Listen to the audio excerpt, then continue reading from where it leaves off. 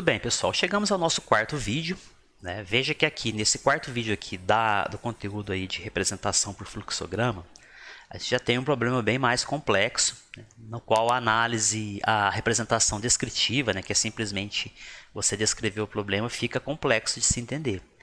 Aqui, sem a construção do algoritmo do fluxograma, provavelmente você teria dificuldade de implementar esse programa. Então, eu quero implementar um programa que lê o nome, o preço e a quantidade comprada de um produto. E aí ele vai ofertar para mim descontos de acordo com uma tabela. Então, se eu comprar até 10 unidades, eu não tenho desconto nenhum. De 11 até 20 unidades, eu tenho 10% de desconto. De 21 a 50, eu tenho 20%. E qualquer coisa acima de 50, ou seja, 51 para cima, eu tenho 25% de desconto. Bom, quando eu falo esse texto aqui para você, é complicado você só na parte descritiva aqui já imaginar esse algoritmo. É necessário, portanto, que a gente use aqui um fluxograma e depois um pseudocódigo para você ver, todos os detalhes que tem por trás da implementação de um algoritmo desse daqui. Por exemplo, aqui nós temos algumas condições. O preço, não faz sentido você ter um preço menor ou igual a zero. Não faz sentido o usuário digitar para mim aqui, que um produto, o arroz, custa menos R$50. Da mesma forma, não faz sentido a gente ter uma quantidade menor ou igual a zero. Faz sentido, eu não posso comprar 0 produtos, nem menos 5 produtos. Então, já são condições aqui que eu preciso testar dentro do meu algoritmo. Então, seguindo aqui a lógica, meu algoritmo começa, aí ele pede para mim ler o nome, eu leio o nome. Esse aqui é o símbolo de leitura, entrada. Fiz a leitura do nome, o algoritmo continua com o fluxo, ele pede para mim informar um preço. E aqui eu tenho a questão da decisão.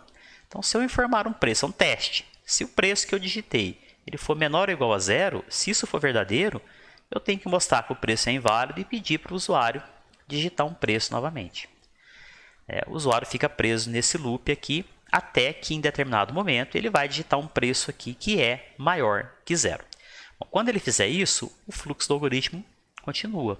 Então vai dar falso aqui. Se eu digitar R$1, por exemplo, 1 não é menor ou igual a zero. Então é falso. Ele vem aqui e solicita que o usuário digite a quantidade. E aqui é a mesma lógica para a quantidade.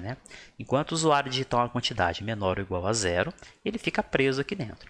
Então aqui a gente garante que nós temos um preço válido, uma quantidade válida. Muito bem. Aqui, pessoal, está a lógica de processamento do nosso algoritmo.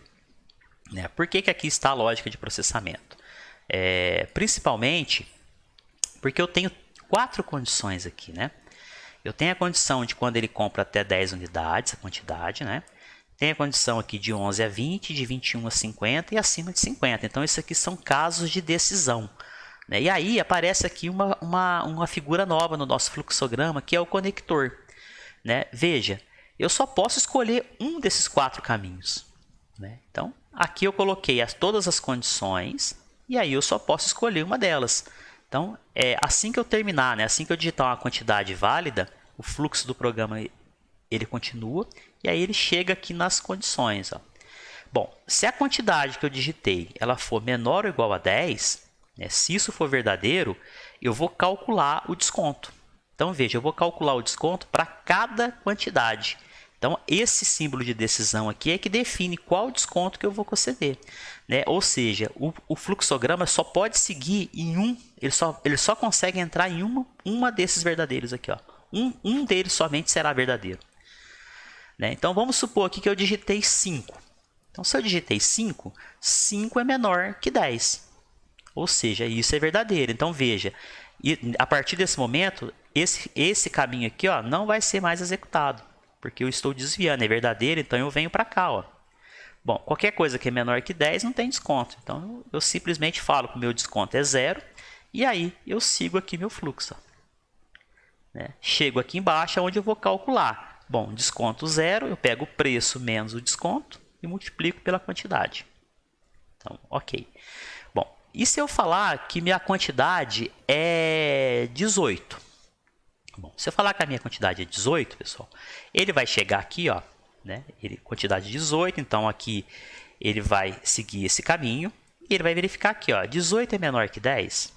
É falso. Então ele segue por esse caminho aqui, ó. E aí ele testa novamente, ele tem um novo teste, ó. 18 é menor que 20? Ah, aqui é verdadeiro, ó. Então aqui deu falso, ele seguiu. Mas 18 é menor que 20, então é verdadeiro. Ou seja, ele vai entrar, ele vai seguir por esse caminho. Né? Nesse caminho aqui, ele vai aplicar 10% de desconto no preço. Né? Então, essa variável desconto aqui, ó, ela vai receber o resultado desse cálculo. Né? Ou seja, ele vai aplicar aqui R$ 1,80 de desconto. E aí, ele segue o fluxo, né? E aí ele só tem um caminho, que é descer. Ele pega o preço, que é 18, vai aplicar aqui R$ 1,00 menos 1,80 vezes a quantidade, você vai ter o valor novo. E se eu digitar 30? Bom, se eu digitar 30, pessoal, ele vai vir aqui, ó, ele segue aqui, ó. 30 é menor que 10? É falso. Ele vem para a próxima etapa. 30 é menor que 20? É falso também, ó. Então ele segue para cá, ó. E aí ele cai aqui, no nosso terceiro caso. 30 é menor que 50? É verdadeiro. Então ele segue aqui esse caminho. E aí ele vai aplicar 20% de desconto, segue o fluxo e calcula o preço.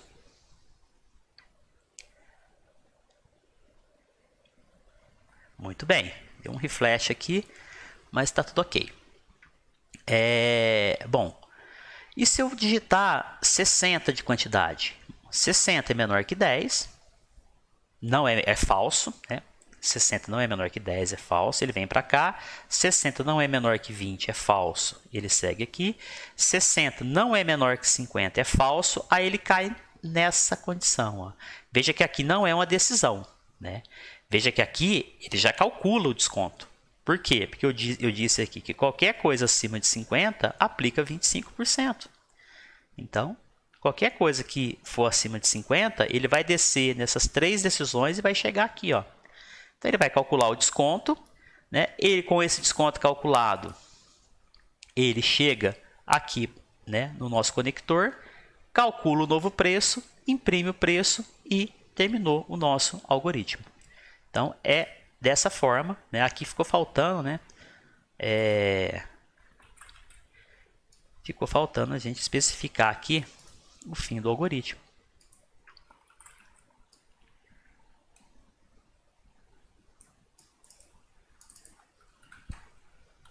O fim do algoritmo representado por esse fluxograma. Então percebam, pessoal, conforme a gente vai colocando condições no nosso programa, nosso fluxograma vai ficando maior. Mas qualquer pessoa que entende o que são os símbolos aqui, que sabe que aqui é um início, que sabe que aqui é uma leitura, que sabe que isso aqui é uma decisão, que sabe que isso aqui mostra, que isso aqui processa algum cálculo, né, e que sabe que isso aqui exibe um resultado, ele consegue entender esse fluxograma aqui. É mais fácil você entender esse fluxograma do que algumas vezes entender o que está escrito aqui. Né? Para você programar, uma vez que eu te passe esse fluxograma, né, para você transformar isso aqui num código de computador, basta você seguir essa sequência que está descrita aqui. Ó. Não tem erro. Se você seguir essa sequência aqui, você conhece a linguagem de programação que você está usando, você sabe quais são os comandos para leitura, você sabe quais são os comandos para decisão, você sabe quais são os comandos para cálculo e você sabe quais são os comandos para mostrar o resultado. Se você seguir esse fluxograma, você implementa, que é o que a gente vai começar a fazer nos nossos próximos vídeos. Até mais!